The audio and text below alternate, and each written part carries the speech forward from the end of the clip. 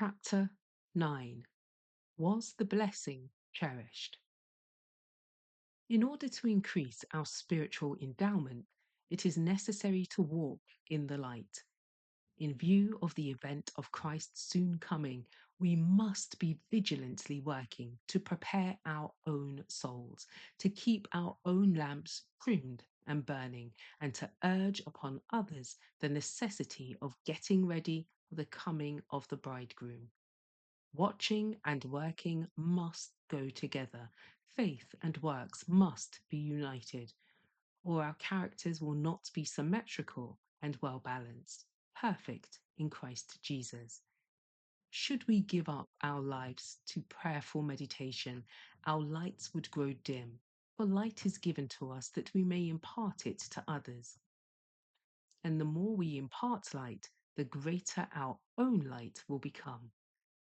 If there is any one thing in the world in which we may manifest enthusiasm, it may be manifested in seeking the salvation of the souls for whom Christ died. Work of this kind will not cause us to neglect personal piety. The exhortation is given for us to be not slothful in business, fervent in spirit, serving the Lord. Romans chapter 12, verse 11.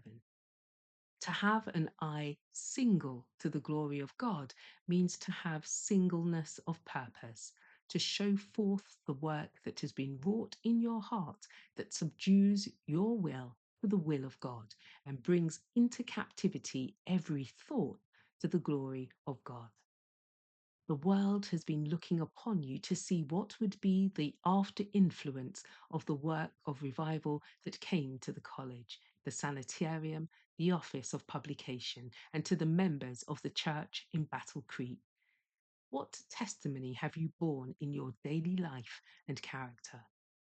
God expected you to do your best, not to please, amuse, and glorify yourselves, but to honour Him in all your ways, returning unto Him according to the light and privileges that He had given you through the endowment of His grace.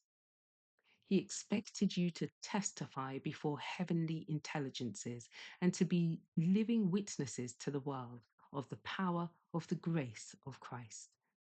The Lord tested you to see if you would treat his rich blessing as a cheap, light matter or regard it as a rich treasure to be handled with reverent awe.